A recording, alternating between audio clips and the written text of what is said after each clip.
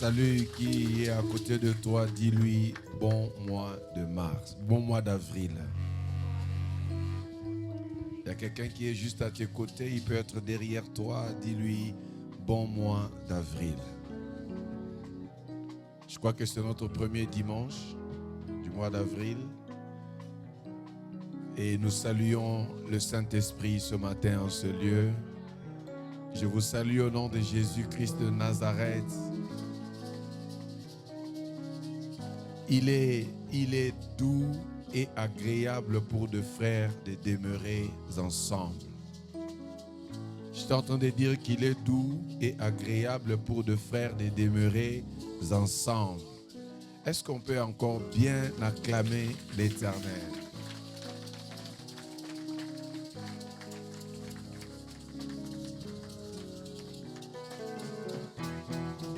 On me dit souvent que Jésus n'était pas noir. On me le répète qu'il était tout blanc.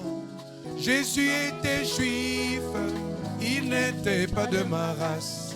Mais moi, tout ce que je sais, il mourut pour moi. Je ne l'ai point vu, il vécut il y a 2000 ans. On me le demande, pourquoi je l'adore. Et moi je réponds, je le connais par la foi. Je le sens dans tout mon cœur et je l'aimais bien. On me dit souvent que Jésus n'était pas noir. On me le répète qu'il était tout blanc.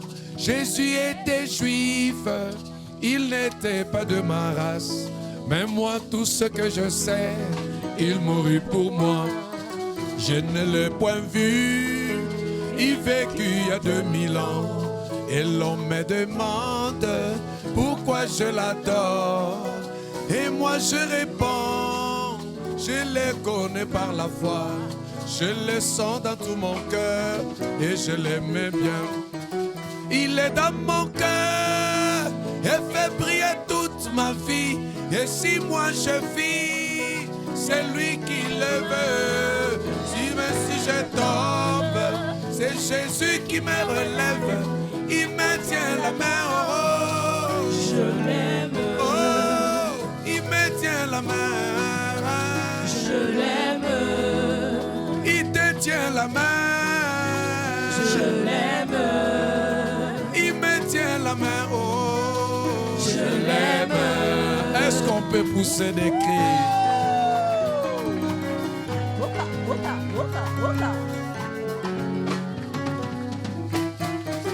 J'étais dans l'abîme et j'ai vu passer Bouddha. Après Mahomet, c'est vu Confucius. J'ai vu des prophètes qui ne pouvaient rien pour moi. Mais lorsque j'ai vu Jésus, j'ai passé. Il me tient la main. Oh, oh, oh. Je l'aime. Oh Jésus, il me tient la main. Je l'aime. Oh Jésus, il me tient la main. Je l'aime. Acclame bien l'Éternel. Merci beaucoup. Merci chante. Que Dieu vous bénisse. Dis à quelqu'un, c'est Jésus qui m'a sauvé. Dis-lui ça bien, Jésus m'a sauvé. Amen. C'est Jésus que nous adorons en ces lieux. Lui qui est mort et ressuscité. Le monde pose la question, as-tu vu Jésus? Je le vois ou pas, mon cœur le témoigne. Il est mort pour moi. C'est lui qui a été envoyé par le Père afin de prendre notre place. Et je peux dire à quelqu'un qu'il revient bientôt. Dieu est réel. Dis ça à quelqu'un, Dieu est réel. Dis-lui, Dieu est vrai. Vous savez la preuve? La preuve est que nous sommes là et que nous respirons. Vous savez la preuve? Comment es-tu né? Tu n'as pas de réponse. Comment est né ton papa? Le papa de ton papa, le papa de papa de papa. Vous allez trouver Dieu au-dessus de tout. Et lui, il est l'incréé. Voilà pourquoi nous l'adorons. Il a pris notre place. Dieu nous a aimés, nous ne le connaissions pas. Nous n'étions pas encore nés, Dieu nous connaissait. Et je peux dire à quelqu'un, Dieu connaît le nombre de tes pas sur la terre. Dieu sait ce qui va t'arriver juste après ce culte. Dieu connaît ce qui va t'arriver demain. C'est lui qui a tracé les programmes de ta vie. Et je peux te rassurer que toi-même, tu es un programme de Dieu. Si le moustique, si la fourmi est créée pour un but, à combien plus forte raison toi? La fourmi est créée pour un but, qui le sait? Alors l'homme, je suis créé pour un but. Si tu es créé pour un but, tu allais aussi dire, je suis aussi créé pour un but. Alléluia. Et acclamons le Seigneur pour ce mois de la bienfaisance. Le mois d'avril, c'est le mois de la bienfaisance. Amen. Nous allons lire la parole de Dieu. S'il vous plaît, nous restons debout quelques minutes, juste pour la lecture de la parole.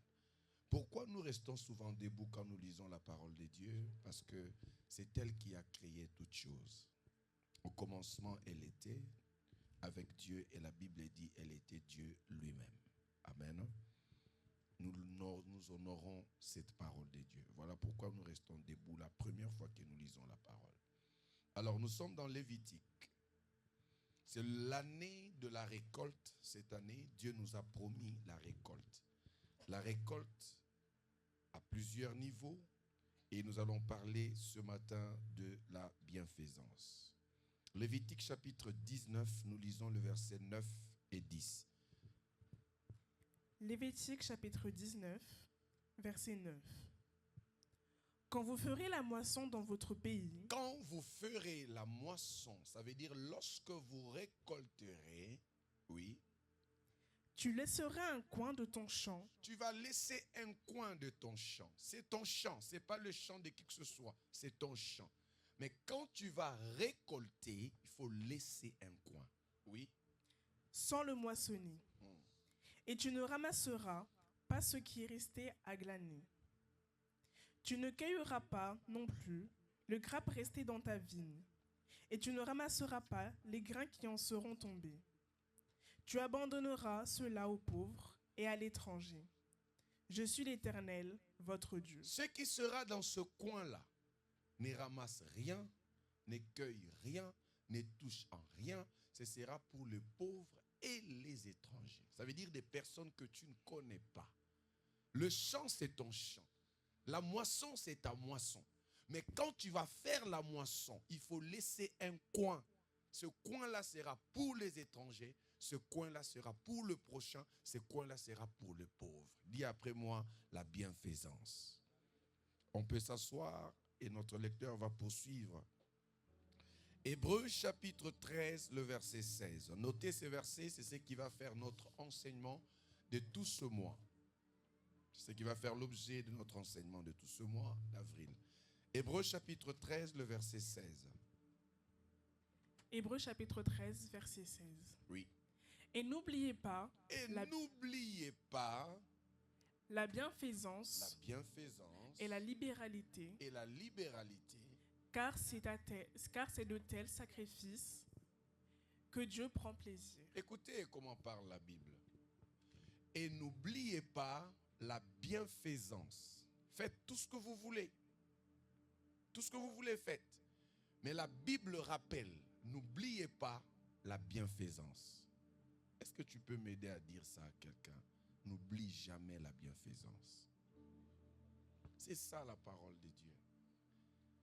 Cette année est décrétée ou proclamée l'année de la récolte. Bien-aimés dans le Seigneur, nous avons dit au début de l'année que la récolte est une action. Ça c'est 1, 2. Nous avons dit que la récolte est un effet. Amen. Nous avons dit que la récolte était un sort. Pourquoi nous disons cela? La Bible dit, ce que l'homme aura sémé, il le moissonnera aussi. Ça veut dire qu'on peut s'aimer le bien, tout comme on peut semer le mal. Et quand tu sèmes le bien, qu'est-ce que tu vas moissonner? Quand tu sèmes le mal, tu moissonneras. C'est un sort. Amen. Alors, c'est lui qui sème est en train de faire une action. C'est lui qui récolte. La récolte aussi est une action. Et nous parlerons de la suite, la récolte comme étant de la production. Amen. Mais aujourd'hui, j'aimerais que nous comprenions que celui qui récolte, c'est lui qui a une production.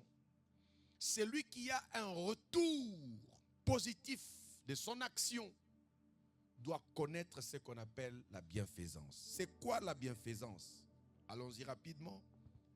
La bienfaisance, c'est la pratique des bienfaits. La pratique des bienfaits. On ne peut pas être celui qui vit le bon, qui vit le bien, qui vit la grâce, mais on ne connaît pas la pratique des bienfaits. Non. Notez cela. Deuxièmement, c'est quoi la bienfaisance? C'est une action dont le but est de secourir les gens dans le besoin.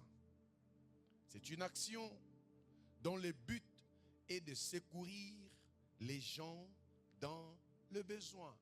La bienfaisance.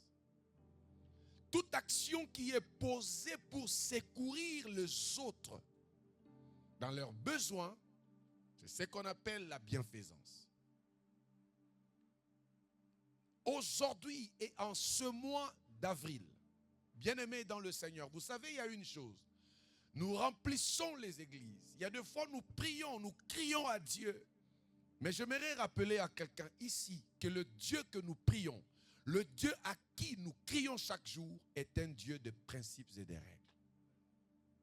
Tu peux tout faire, mais si tu n'es pas dans les règles, si tu n'es pas dans les principes de Dieu, rassure-toi que ta vie restera la même. Et on sera en train de se poser des questions. Mais il va à l'église, mais chaque jour il prie, mais chaque jour il donne des offrandes. Oui, c'est bien. Mais est-ce que tu vis dans le principe de ces dieux-là? Aucune maison, aucun foyer, aucune famille ne peut vivre sans ses valeurs ou ses principes. Lorsqu'une maison, un foyer, une famille n'a pas de valeurs sûres ou encore des principes et règles établis, rassurez-vous que c'est un marché. Et chacun vivra comme il veut, il n'y aura pas de bons résultats à la suite. Je voudrais entendre quelqu'un dire Amen, ça m'aide à t'enseigner. La même chose que Dieu. Le Dieu que nous prions, il a dit, n'oubliez pas la bienfaisance et la libéralité. J'arriverai. Car c'est de tels sacrifices que Dieu prend plaisir. Alors, il faut arriver à atteindre, à toucher le cœur de Dieu. Tu veux recevoir de Dieu. Tu veux vivre une grâce de la part du Seigneur. Mais il faut toucher le cœur de Dieu. Et l'un des éléments pour toucher le cœur de Dieu, c'est la bienfaisance. Alléluia. Je vais y arriver. Je disais que la bienfaisance, c'est l'action dont le but est de secourir les gens dans le besoin. Mais écoutez comment je peux définir encore ce matin la bienfaisance. J'ai défini la bienfaisance comme une privation consciente de soi. Je disais ceci, la bienfaisance, c'est une privation consciente de soi pour le bien-être de l'autre. Il faut que j'appuie sur ça. C'est-à-dire c'est une privation, pas inconsciente, mais consciente pour le bien-être de mon prochain.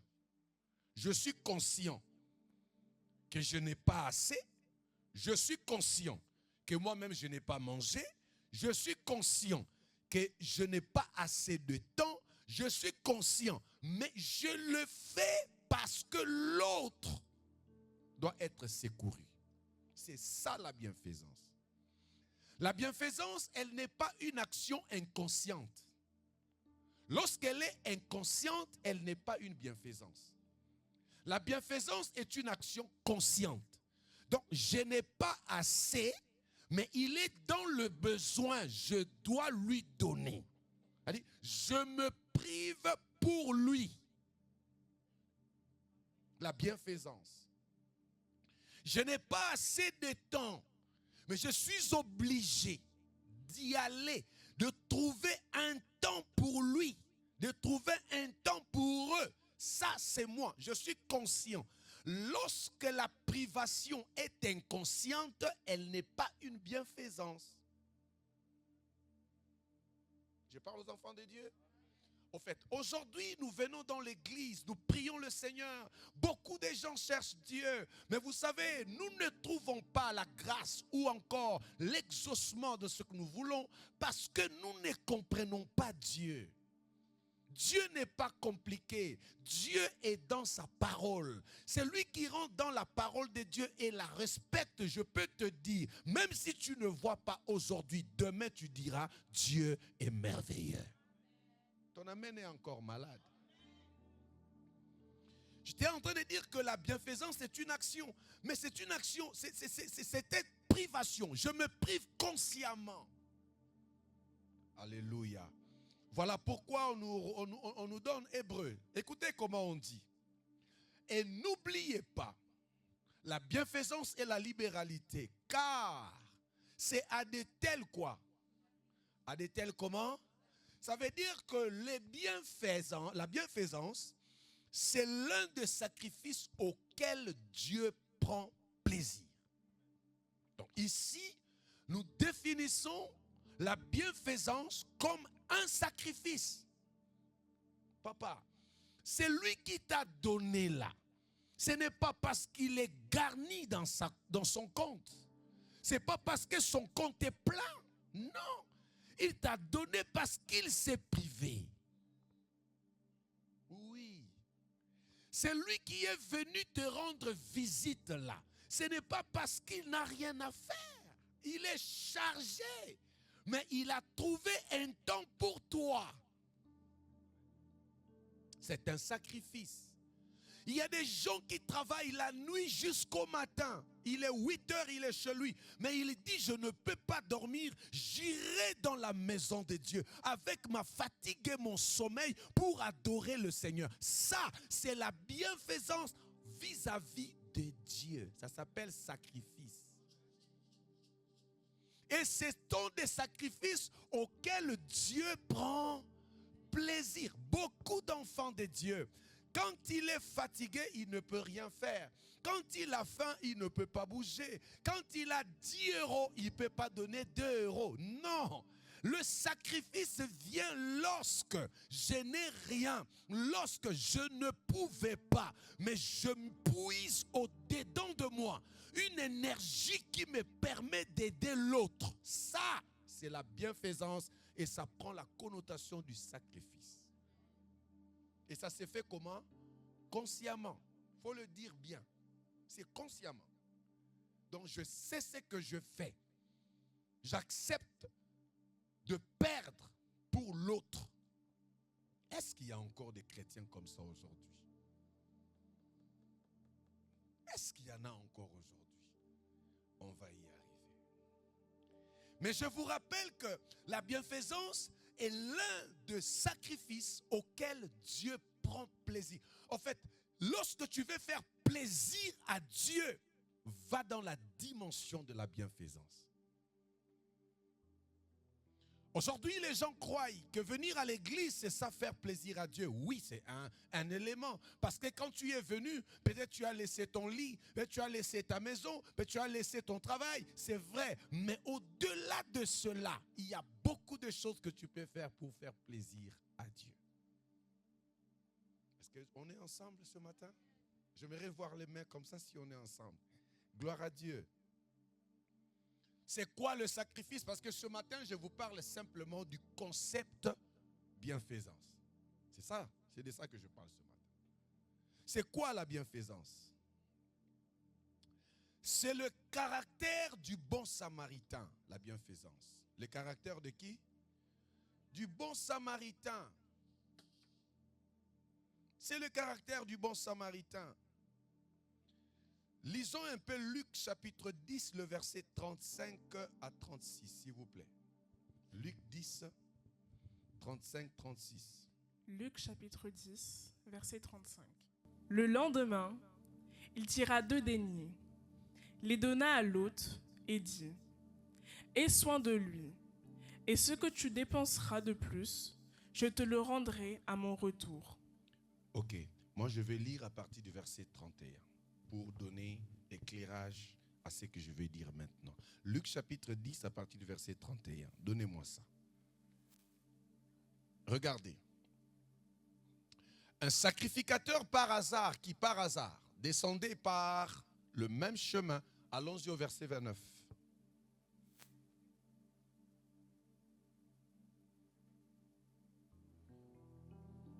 « 30 même. Un sacrificateur, 30. Verset 30, s'il vous plaît. C'est bon? Jésus reprit la parole et dit, écoutez bien cette parabole, ça va nous aider. Un homme descendait de Jérusalem à Jéricho. Il tomba au milieu des brigands. Il marchait comme toi et moi. Il est tombé entre les mains de brigands qui le dépouillèrent, le chargèrent de coups et s'en allèrent, le laissant à demi-mort. Elle dit, ce monsieur souffre. Ce monsieur est dépouillé. Ce monsieur vit un temps de difficulté. Le verset 31. Un sacrificateur, ce n'était pas n'importe qui. Quand on dit sacrificateur, ça veut dire un serviteur de Dieu. Quelqu'un d'établi. La Bible dit, qui par hasard descendait par le même chemin. Ayant vu cet homme, passa comment? Avec tout ce qu'il avait, enfant de Dieu. Quand il parle aux gens, il dit Dieu. Quand il parle aux gens, il dit Dieu, vous connaissez Dieu. Quand il est là, il dit j'aime le Seigneur. Mais quand il a trouvé ce monsieur dépouillé, ce monsieur qui souffrait, la Bible dit il passa outre. Beaucoup de gens le font aujourd'hui. Dans la souffrance de l'autre, tu peux passer. Je connais même des gens, quelqu'un vient devant toi, il te dit, ça fait 1 semaine, je n'ai pas mangé.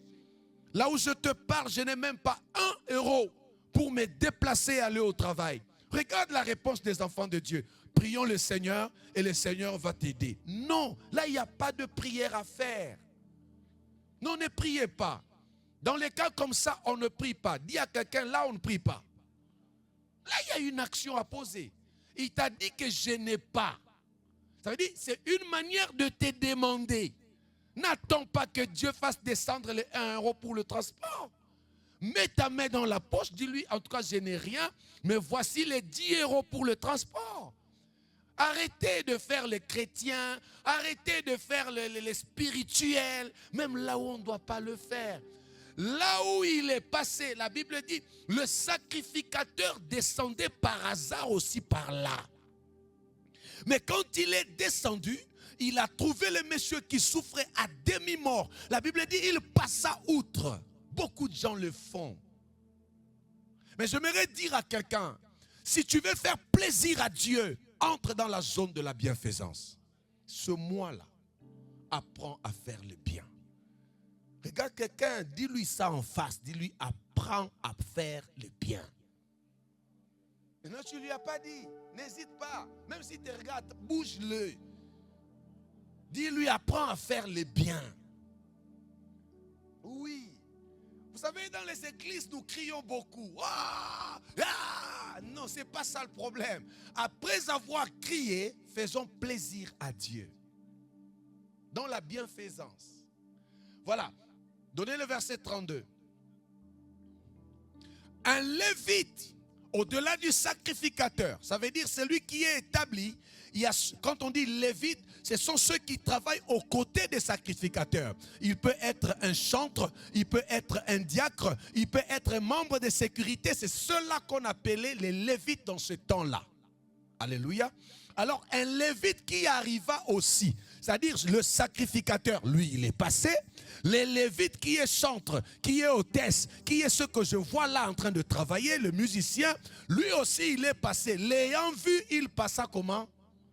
Mais les dimanches, alléluia, alléluia. Mais tu viens de voir quelqu'un à demi-mort. Quelqu'un dit amen bien.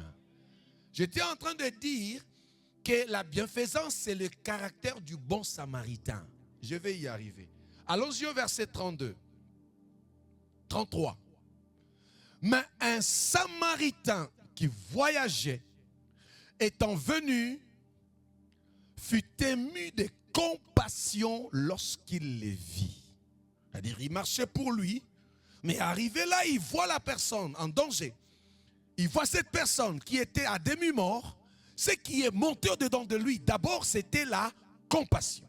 C'est ce qui manque à beaucoup de gens. Je vais aussi y arriver dans quelques minutes. Lorsque lui, il est arrivé, il a vu, mais il était ému de compassion. Comment cette personne, je ne la connais pas. Il n'est pas de ma famille.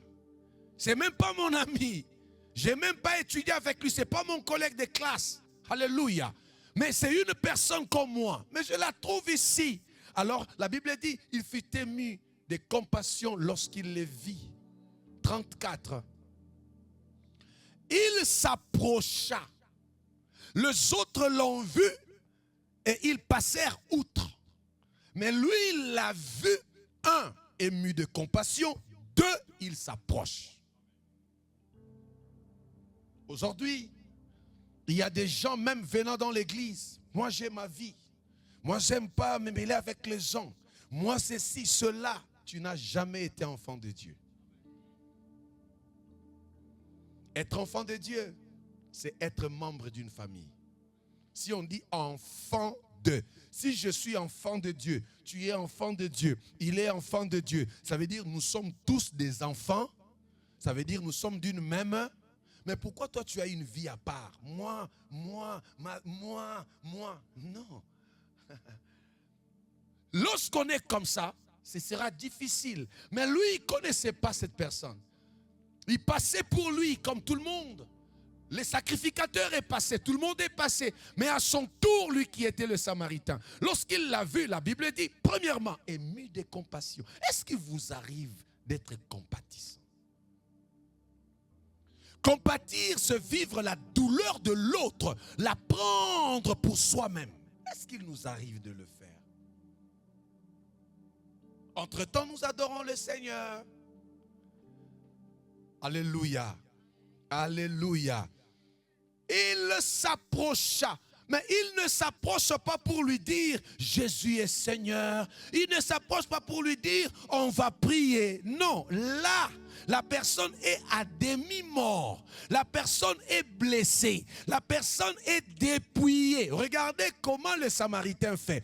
Il ne lui dit pas prions. Il s'approcha et banda. Ne prie pas. Oh, regarde quelqu'un, dis-lui, ne me fais pas prier pour tout. Dis-lui ça, ne me fais pas prier pour tout. Tu ne lui as pas dit. Dis-lui, s'il te plaît, dis-lui. Dis-lui. Est-ce qu'il y a des enfants de Dieu ici? Écoutez-moi bien. Vous savez, ces choses que je vous enseigne, ce sont des rudiments, des choses élémentaires. Mais c'est ce qui fait le plaisir de Dieu. Et en cette année, ceux qui récoltent, ceux qui vivent la grâce, ceux qui ont le Saint-Esprit, ceux-là qui se disent enfants de Dieu, vous devez arriver à ce niveau-là. Donc il l'a vu, il s'est approché. Quand il s'approche, il n'a pas besoin de lui dire prions. Il n'a pas besoin de lui dire jeûnons. Il n'a pas besoin de lui poser la question, est-ce que ton père ou ta mère n'avait pas péché? Non, mon frère, là je suis blessé. Bande-moi d'abord les plaies et pose-moi des questions après. Ne me pose pas des questions. Ne me fais pas aussi prier, parce qu'avant que tu n'arrives, tu ne sais pas quand on me blessait, quand on me dépouillait, qu'est-ce que je faisais? J'étais en train de crier au Seigneur, pourquoi m'as-tu abandonné? Avant que toi tu n'arrives, j'étais en train de dire Seigneur, je ne compte que sur toi. Avant que toi tu n'arrives, j'étais en train de dire Seigneur, je sais que tu es avec moi. Avant que toi tu n'arrives, j'étais à genoux, on me battait, on me fouettait, on me dépouillait. Je disais Seigneur, je n'ai que toi. Quand toi tu arrives, ne continue pas la prière. Là je suis blessé. Pense-moi d'abord la plaie. que j'ai des enfants de Dieu ici. Les problèmes aujourd'hui, c'est parce que nous voulons trop prendre, mais donner. Oh là là. La bienfaisance, c'est le partage. La bienfaisance, c'est les rendez-vous du donner et non du recevoir. Ah oui. La bienfaisance, c'est les rendez-vous du et non du. Oui, c'est le rendez-vous du donner. Parce que dans la bienfaisance, je n'attends rien de toi. Oh là là. En ce mois, n'attends rien de... Mais toi-même, hein, donne. N'attends rien. Oui. Il s'approcha et banda ses plaies en y versant de l'huile et du vin. Je n'ai pas le temps pour parler de ça, sinon ça nous prend toute une journée ou un séminaire. Puis il les mit sur sa propre monture, les conduisit à une hôtellerie et prit soin de lui. Continue, 35.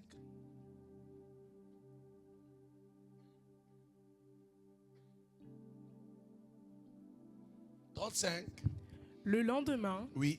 Il tira 2 deniers, les donna à l'hôte et dit. Les donna à qui? À l'hôte. À l'hôte.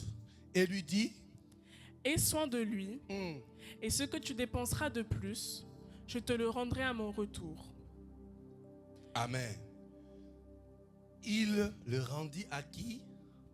À l'hôte. Qui rend à l'hôte les blessés?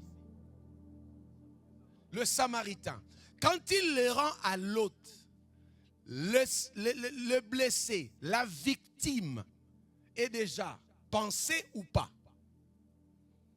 Pensé, s'appelait, disons, guéri, il a mis à l'aise, mais il le prend, il dit non, je ne peux pas le laisser comme ça. Je vais l'amener auprès d'un hôte. Il l'amène auprès de l'autre. Il dit, fais tout ce que tu as à faire, mais attends mon retour. Parce que ce que tu vas faire, je vais te récompenser. Est-ce que je peux parler maintenant? La victime dont on parle, c'est toi. Hop, la Ponty dit, c'est moi. Ici, Jésus parle en parabole. Parabole devait être déchiffrée, expliquée par l'Esprit qui devait arriver, le Saint-Esprit. Est-ce que je peux parler aujourd'hui, vous expliquer cette parabole? Le Samaritain dont on parle, c'est Dieu lui-même. Alléluia. Le Samaritain dont on parle, c'est Christ Jésus. Alors, il a trouvé un monsieur dépouillé, c'est toi. Il a trouvé un monsieur blessé, c'est toi. Mais il doit le penser. Genèse chapitre 3, le verset 15. C'est Dieu qui parle au serpent. Il dit, toi, la postérité de la femme t'écrasera, mais toi tu feras quoi? Tu vas les blesser. Alors celui qui a été blessé, c'est toi. Quand les Samaritains passent, ils te trouvent. Tu as été dépouillé. Qui t'avait dépouillé? C'est le serpent. Au chapitre 3 de Genèse. Tu étais revêtu de gloire. Tu étais revêtu de magnificence. Lorsque le serpent arrive, le serpent t'a séduit. Le serpent a séduit l'homme. L'homme qui était revêtu de gloire. Après avoir mangé le fruit qui lui a été défendu, il a été dépouillé de gloire. Je ne sais pas si je suis à la chapelle ici. C'est toi le Samaritain. Tu as été dépouillé. Au-delà d'être dépouillé, celui qui t'a dépouillé, la Bible nous a signalé qu'il ne devait pas rester comme ça. Toi aussi tu devais le blesser. Il devait te blesser le talon. Alléluia. Et lorsque les Samaritains passent. Il trouve le monsieur. Le Samaritain comprend que je suis venu. Quand j'étais venu, c'était pour panser la plaie. Quand j'étais... C'est-à-dire, il s'agit de toi. Alléluia. Nous étions victimes dépouillées et blessés par les serpents. Mais aujourd'hui, nous sommes sauvés. Aujourd'hui, le bon Samaritain est passé par là. Quand les bons Samaritains passent, ils pansent les plaies. Quand les bons Samaritains passent, toi qui as été dépouillé, aujourd'hui tu n'es plus dépouillé parce que le bon Samaritain est passé par là. Je dis à quelqu'un, celui qui a dépouillé ta santé, il a menti, car Jésus te redonne la santé. Jésus te redonne la vie. Jésus te redonne la joie. Donnez-moi un bon son ici. Jésus te redonne ce dont tu as besoin. Si tu es là, dis-moi fort amen. Dis-moi encore très fort amen. Lorsque nous nous approchons, le Samaritain dont on parle, c'est Christ. Et la victime dépouillée, blessée, c'est toi. Et lui, il est venu pour panser la plaie. Mais écoutez une chose. Après avoir pansé la plaie, il l'amène dans une eau. Il lui laisse entre les mains de l'hôte. Qui est l'hôte? C'est Papa Martinique ce matin. L'hôte, c'est l'ange de l'Éternel. Non, pas l'ange de l'Éternel, l'ange de l'Église. Et il lui dit, Martinique, prends soin de ce peuple. Parle-leur de moi. Voilà pourquoi on m'appelle pasteur. En d'autres termes, berger. Quel est mon travail? Prendre soin de vous, vous suivre dans la prière, vous parler de Jésus, vous parler de son arrivée, vous parler de tout ce qui peut vous aider, vous enseigner sur ce qui est de Dieu. Je prends soin de vous. Ici, nous sommes dans l'hôtellerie. Nous vous donnons ce qu'il faut pour votre bien-être en attendant le retour de celui qui nous a laissé entre les mains de l'autre.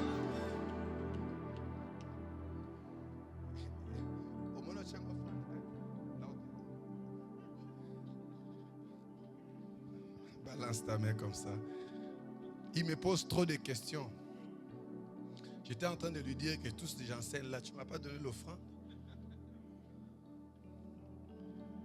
Alléluia. Ça veut dire quoi? Vous allez voir que nous sommes de ceux.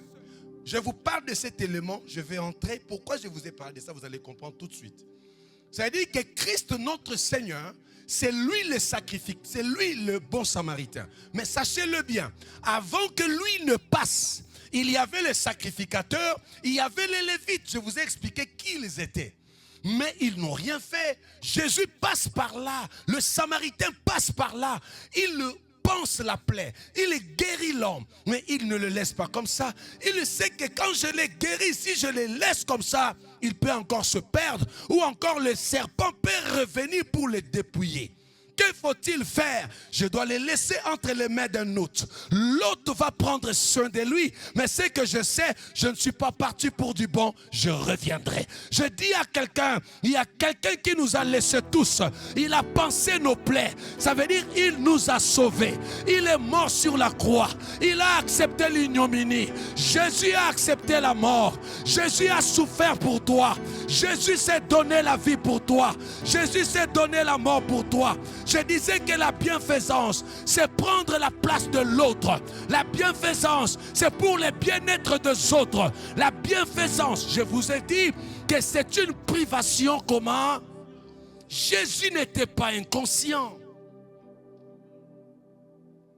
Il savait qu'il est venu mourir pour toi et moi. Les bons samaritains ne passent pas comme ça. Aujourd'hui, alléluia, tes plaies sont pansées. Je dis à quelqu'un ce matin, il y a Jésus-Christ de Nazareth. Il a pris ta place. Il est mort pour toi. Il a pris ta place. Il a accepté la mort. Il a accepté la souffrance. Il a accepté l'ignominie. Ce monsieur, ce jeune homme de 33 ans, je le vois ce jour-là sur la croix. Il a dit déjà à son père, mon père, je viens pour faire ta volonté. Je dis à quelqu'un ce matin, il y a quelqu'un qui a pris ta place. Si tu es là ce matin, parce que quelqu'un est mort. Si tu es là ce matin, c'est parce que quelqu'un t'a aimé. Il t'a aimé, tu ne le connaissais pas. Il t'a aimé, tu ne l'avais pas donné une dîme. Il te connaissait, il t'a aimé. Il n'y avait pas une offrande que tu lui avais donnée. Il t'a aimé le premier et il t'a aimé sans intérêt. Je parle de Dieu. Je parle de Jésus. Je dis ceci. C'est Jésus qui t'a aimé. C'est Jésus est mort pour toi. C'est Jésus a pris ta place. Il y a quelqu'un qui commence à comprendre. Je disais que c'est Jésus. Je disais que c'est Jésus. Il est mort pour toi. Il a pris ta place. Ce jeune homme était conscient.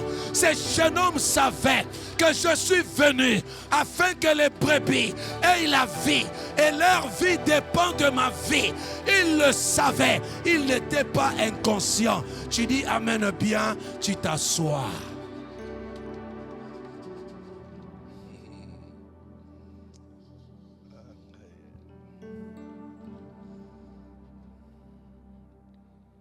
Les bons samaritains. Je disais que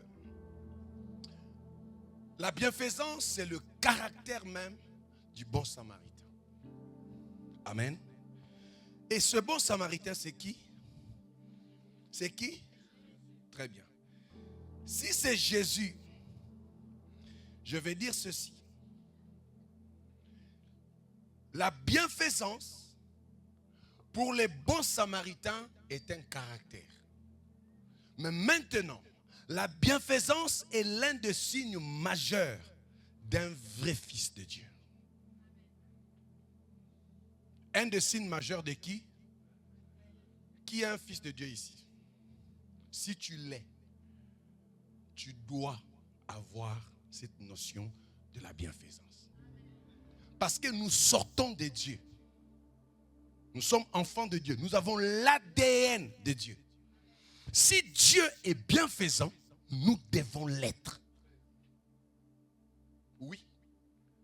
Tu ne peux pas me dire que tu es enfant de Dieu. Tu ne peux pas me dire que tu es fils de Dieu sans être bienfaisant. Non.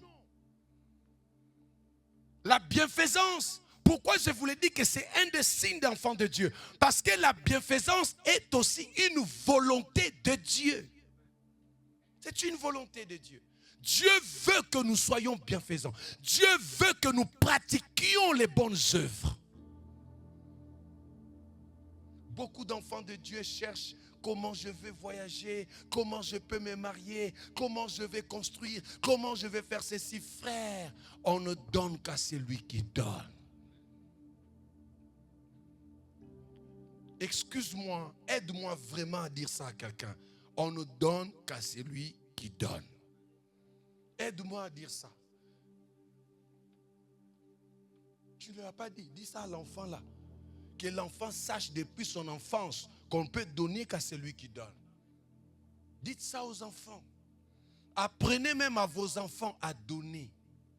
Apprenez à vos enfants à faire du bien. Apprenez à vos enfants à être gentils. Apprenez à vos enfants à être bienfaisants. Apprenez à vos enfants la compassion. Savoir regarder la douleur de l'autre et porter la douleur. Aujourd'hui, chacun vit sa vie. Je vois des gens, oh mon Dieu, je regarde des vidéos, on est en train de tirer, on est en train de frapper quelqu'un, on est en train de les dépouiller. Il y a des gens qui filment. Après avoir filmé, ils mettent sur Facebook, ils mettent sur WhatsApp, sur TikTok. Aujourd'hui, le temps n'est plus d'aider l'autre, c'est de prendre une vidéo pour en faire des vues. Quelle vie nous traversons aujourd'hui? Même dans l'église, il y a ceux qui regardent le prochain, comment il est habillé, il peut même se moquer. Mais lui là, c'est comme s'il aime trop sa chemise là. Hein? Frère, vous ne savez pas ce que vous faites. Vous péchez sérieusement contre Dieu. Quand l'autre est dans le malheur, quand l'autre est dans la souffrance, Dieu ne te demande pas de te moquer. Quand tu feras du bien à l'autre, Dieu te fera également du bien. Nous ne vivons pas le bien parce que nous ne connaissons pas la loi de la bienfaisance. Donnez-moi Hébreux 13, 16. Donnez-moi Hébreux 13, 16. L'un des signes majeurs d'un vrai fils de Dieu, c'est la bienfaisance. Il dit, n'oubliez pas. Ne l'oubliez pas. Et je le dis pourquoi? Parce que beaucoup ont oublié ça. Beaucoup ont oublié. Et aujourd'hui même quand il s'agit de Dieu, cotisons pour ceci. Tu vois quelqu'un discuter, moi, et là tout le monde s'en va. Écoutez-moi bien, Dieu connaît le cœur de chacun. Je disais, Dieu connaît le cœur de chacun. Je vais vous enseigner, c'est ma charge. Regarde quelqu'un, dis-lui, nous sommes à l'hôtellerie. Oui, c'est la Bible qui le dit, c'est pas moi. Il dit, il l'a laissé entre les mains de l'hôte. C'est un signe majeur. C'est une volonté de Dieu. Si tu es fils de Dieu, si tu es enfant de Dieu, tu vivras la volonté de Dieu. N'oubliez pas la bienfaisance et la libéralité. Alors, ce sont des éléments rares aujourd'hui, même dans la bouche de ceux qui crient Dieu, Dieu, Dieu. Quelqu'un t'est donné. Alors là, à moins qu'il ait un intérêt. Hein? Ce peu de personnes qui te donnent sans intérêt. Ce peu de personnes qui peuvent regarder que tu souffres. Il ne peut pas s'en passer. Et je vais vous parler. Ne croyez pas. Je vais parler. Si tu disais Amen, je parle. Même si tu ne dis pas Amen, je vais seulement parler. C'est ça le problème avec moi. Je vais parler. Ce que je venais de dire ici, je dois expliquer ça bien. Lisons d'abord Jean chapitre 19, le verset 5. En tant que fils, la bienfaisance est une volonté de Dieu. Mais regardez ce que dit le Fils. Jean chapitre 19, le verset 5. Est-ce qu'il y a des fils de Dieu dans la salle? Jean chapitre 19, verset 5. Jésus sortit donc, portant la couronne d'épines et le manteau de pourpre. Et Pilate leur dit, « Voici l'homme. » Lorsque les principaux sacrificateurs et les huissiers le virent, ils s'écrièrent, « Crucifie, crucifie !» Pilate leur dit, « Prenez-le vous-même et crucifiez-le, car moi, je ne trouve point de crime en lui. » Amen. Ce n'est vraiment pas ce que je voulais.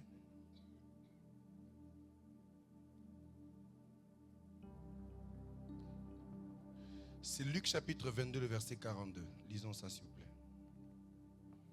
Luc 22, 42. Luc chapitre 22, verset 42. Disant, « Père, si tu voulais éloigner de moi cette coupe, toutefois que ma volonté ne se fasse pas. » Pas ma volonté, mais la tienne. La tienne. C'était quoi la volonté de Dieu vis-à-vis de Jésus?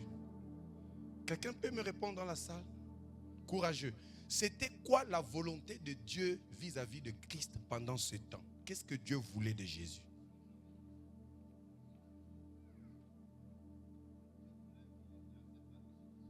Qu'il accepte la crucifixion. Explique-nous dans les mots simples. Le faire mourir.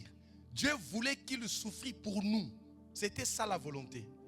Alors il dit maintenant, lorsqu'il voit la croix, lorsqu'il voit la coupe, il dit, Père, éloigne ça. Après il s'est ressaisi. Il dit, de toutes les façons, que ce ne soit pas ma volonté, mais que seule ta volonté se fasse. Alors Jésus ici savait qu'il devait prendre la place des autres. Il devait prendre ta place, il devait prendre ma place. Il ne pouvait pas échapper la coupe. Il ne pouvait pas faire sa volonté de ne pas mourir. Alors il dit, alors je viens maintenant, fais ce que tu veux, que ça soit juste ta volonté. Ça veut dire que Jésus est conscient que je me prive la vie pour que vous et moi ayons la vie.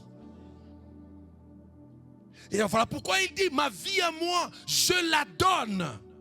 Alléluia. C'est lui qui conservera sa vie, la perdra. Alors Jésus ne veut pas conserver sa vie. Il la donne pour toi et moi.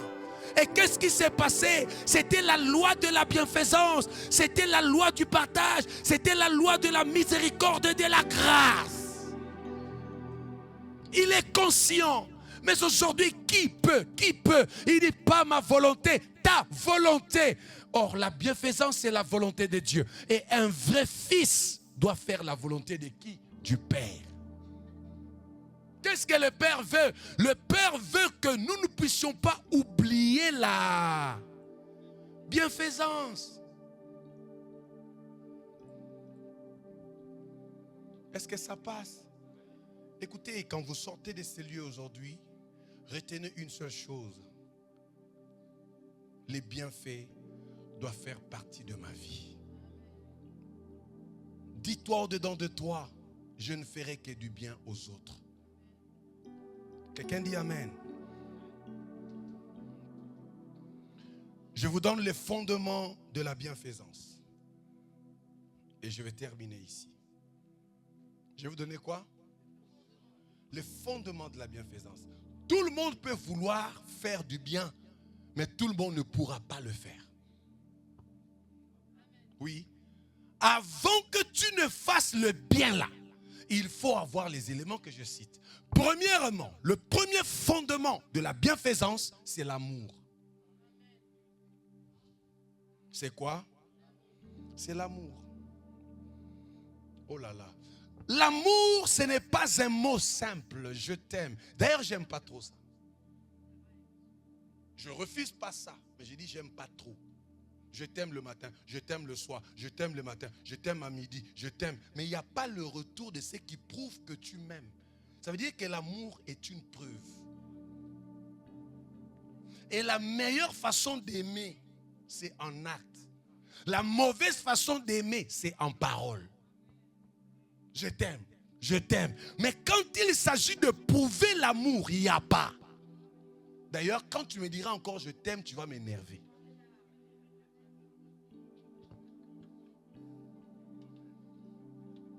Chérie, on peut un peu prendre du temps. Oh non, je n'ai pas le temps. Chérie, on peut discuter. Oh non, je suis fatigué. Chérie, on peut... Non, moi, quand tu viens, tu es dans ton TikTok, l'autre est dans son Facebook, l'autre est dans... Et quand tu finis de faire tout ça, la personne qui avait besoin de toi, la personne qui sentait, qui avait cette envie d'être avec toi, cette personne n'a pas eu ça. Mais après que tu aies achevé de faire tous tes désordres là, tu reviens. Je t'aime, chérie. La façon dont tu l'as énervé, tu n'as pas fui. Non, l'amour, c'est dans les actes. En fait, la meilleure façon d'aimer, c'est tu ne peux pas faire les biens. La bienfaisance a comme fondement l'amour. Oui. Vous savez pourquoi aujourd'hui il n'y a pas de bienfaisance? Vous savez pourquoi les sacrificateurs est passé? Vous savez pourquoi les Lévites sont passés? Parce qu'il n'y avait pas l'amour. Et voilà pourquoi quand le bon Samaritain a compris ça, il a fait de l'amour un commandement. Oui. Parce qu'il savait que si je ne les commande pas, il n'y a pas l'amour en eux. On fait ça. Et laissez-moi encore vous dire que l'amour est un sacrifice. Qu'est-ce que j'ai dit? Pour bien vous expliquer ça, laissez-moi aller un peu dans le couple. Frère, le mariage, c'est la zone la plus difficile. Ceux qui ne sont pas mariés, ils se disent, oh, je vais me marier. Quand Bijou se marie, oh, je vais me marier. Mais rentre dedans, que tu comprennes que c'est une zone glissante. Mais en même temps, bénissant. Ah oui, il faut le dire. Il y a le bonheur dans le mariage, mais ce n'est pas facile. Parce que dans le mariage, il faut l'amour. Or, l'amour, il faut que tu te prives. L'amour, il faut que tu t'humilies. L'amour, il faut qu'on t'humilie. Oh. Je disais, tu t'humilies, on t'humilie en même temps. Mais tu dois accepter ça. Voilà pourquoi... Quand tu vas demander à Francis, mais Francis, pourquoi il y a eu ces disputes-là? Francis te dit rien. Mais qui a cherché le point avec toi? Francis dit personne. Et quand vous demandez à maman, je te dis, il n'y a eu rien, mais il y a eu dispute. Vous étiez ici, non? Je me rappelle de cette réponse. Et j'ai tellement aimé ça. Vous voyez qu'il n'y a rien, mais il y a dispute. Et ceux qui ne sont pas intelligents, ceux qui n'ont pas la sagesse, ceux qui n'ont pas le fondement, l'amour, cette discussion inutile, sans base, peut créer le divorce. Oui. Une discussion sans base, banale, mais prend du volume jusqu'à personne ne parle à personne, jusqu'à ça ne se traite pas, jusqu'à ce que les gens se séparent.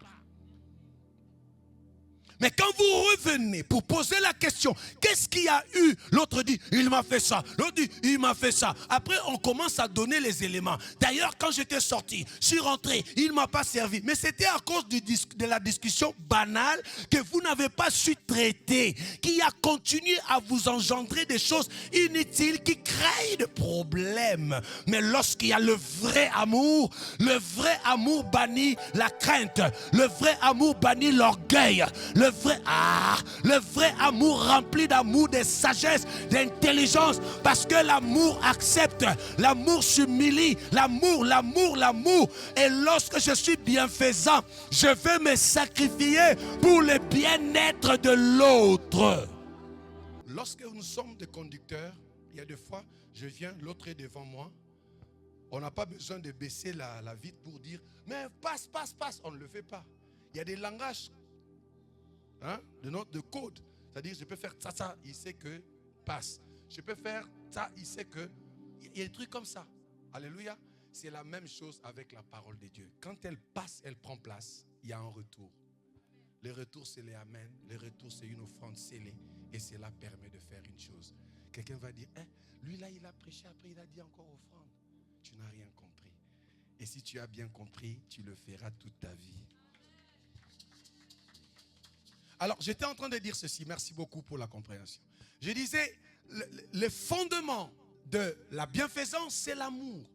Quelqu'un qui est rempli d'amour, c'est cette personne qui sera à chaque fois compatissant. Je ne peux pas voir le malheur de l'autre et passer outre. Je ne peux pas voir la souffrance de l'autre et dire que c'est son problème.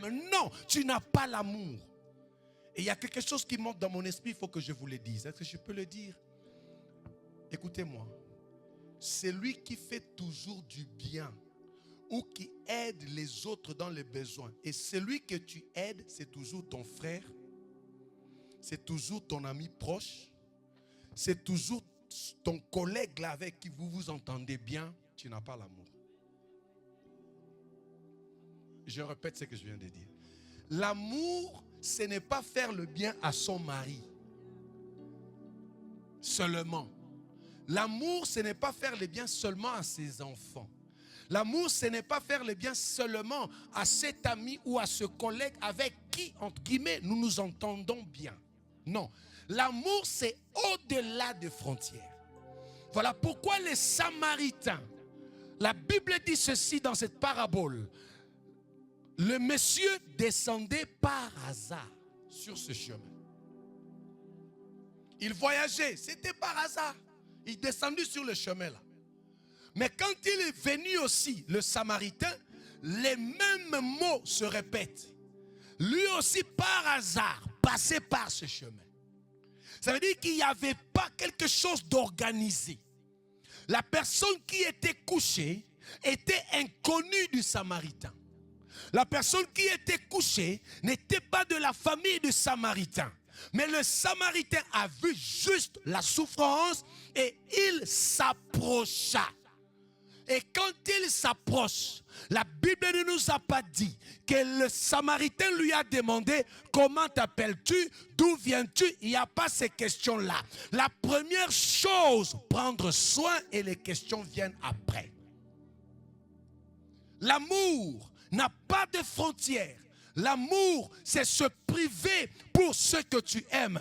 Et n'aime pas seulement ceux-là que tu connais, va au-delà. Voilà pourquoi dans cette église, je le dirai chaque jour. Ici, il n'y a pas de frontières. Ici, il n'y a pas de Camerounais. Ici, il n'y a pas de Français. Ici, il n'y a pas de Congolais. Ici, il n'y a pas de Nigériens. Ici, il n'y a pas qui que ce soit. Ici, il n'y a pas des Américains. Ici, nous sommes des enfants de Dieu. Enfants des mêmes pères. Celui qui est là, c'est mon frère. Celui qui est derrière moi, c'est ma soeur. Celui qui est là-bas, je parle à quelqu'un. Parce que l'amour va au-delà des frontières. Je vais entendre un amen qui me fait prêcher.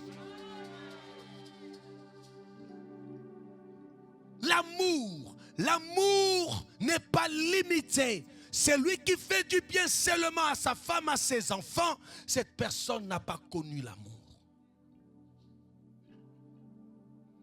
Deuxième fondement de l'amour, c'est la compassion.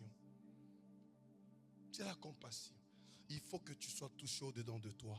L'essence de prendre la place des uns et des autres. Quand tu ne l'as pas, tu ne seras jamais bienfaisant. Alléluia. Alléluia. Je prends le troisième élément. Troisième fondement, je vais rapidement parce que j'ai déjà beaucoup parlé de la compassion. Je saute. Troisième fondement, c'est la prise de conscience de la grâce de Dieu dans notre vie. Quand je sais que ce que j'ai, je ne l'ai pas reçu de moi-même et que c'est Dieu qui m'a fait grâce d'être ce que je suis, automatiquement, je donnerai à tout le monde qui est à côté de moi. Si nous retournons dans les textes de Lévitique chapitre 19, là-bas vous avez vu, Dieu a dit ceci, touchons ce texte. Lorsque vous allez récolter, il y a un coin de votre champ, ne le touchez pas. Ce coin du champ ne sera pas pour vous, mais le coin de ce champ, ça sera pour les étrangers. Ça veut dire des personnes que vous ne connaissez pas.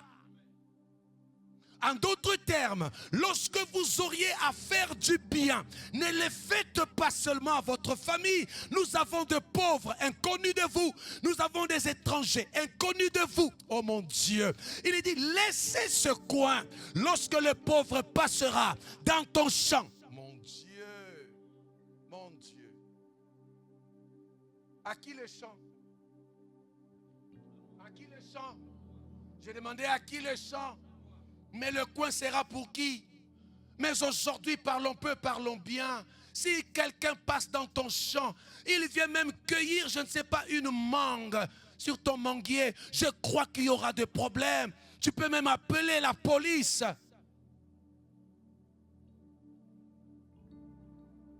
La bienfaisance. Bien aimé, il y a des fois, laissez l'autre vivre. Quand vous sentez que ce que je fais, c'est pour le bien-être du prochain, faites-le bien et faites-le encore. Et cela vous bénira.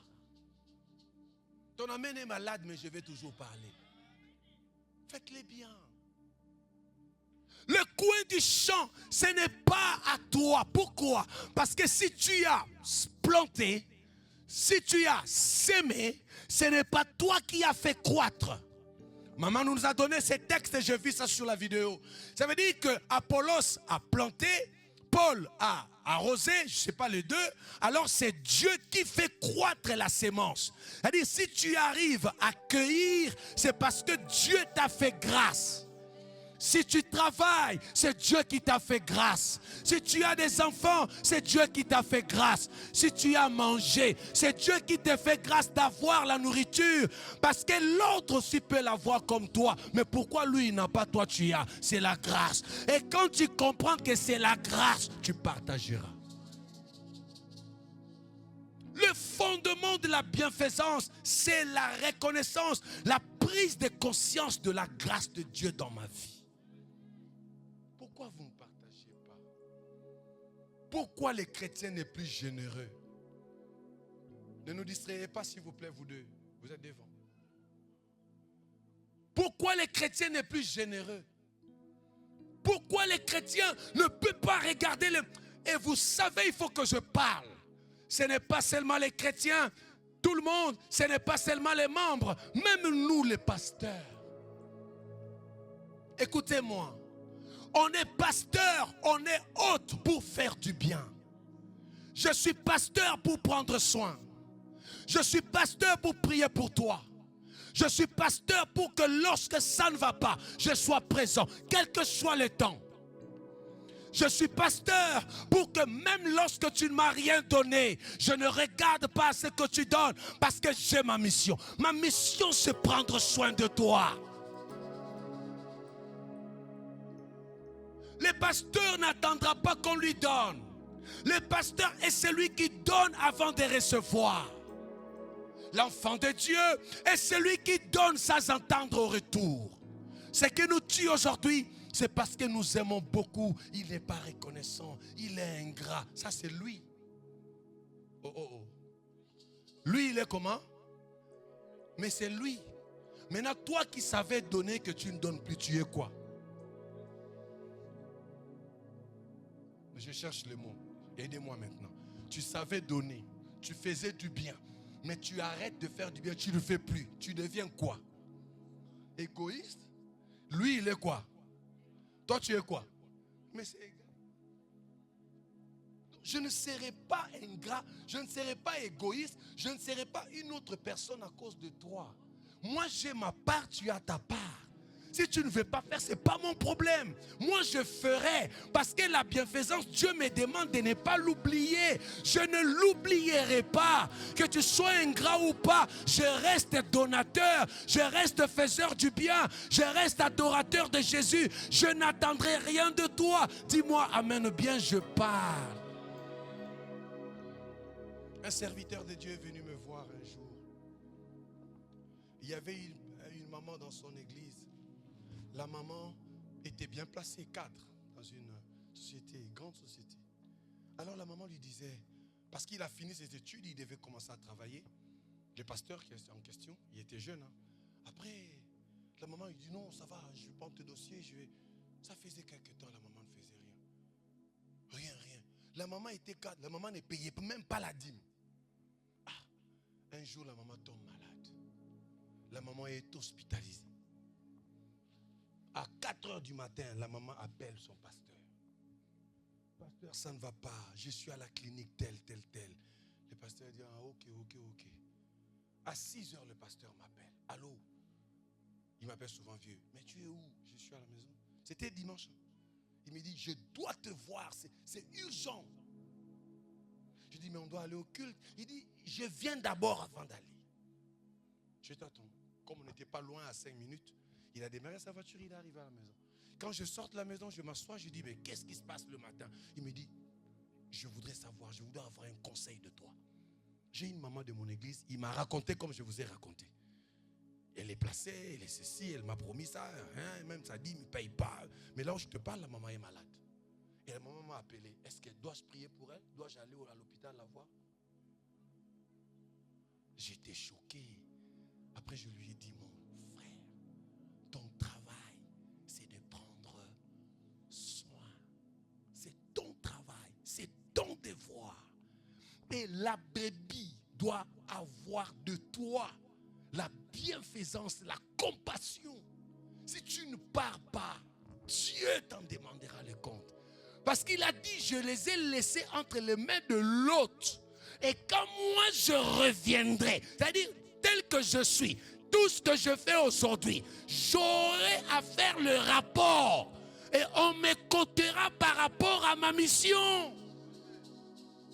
Je lui ai dit rapidement, maintenant, tu l'appelles, tu pries pour elle. Après ton culte, tu prends les gens, tu vas à l'hôpital, tu pries pour elle jusqu'à ce qu'elle sorte de l'hôpital et tu oublies ce qu'elle devait faire pour toi. Compte sur Dieu, Dieu le fera. C'est lui qui m'appelle, s'occupe de moi.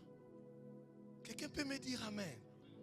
Je termine en disant, ce mois d'avril, c'est le mois de la bienfaisance. Quand tu récolteras, pense aux étrangers, pense aux pauvres, pense à Dieu qui te donne la vie. Que Dieu vous bénisse.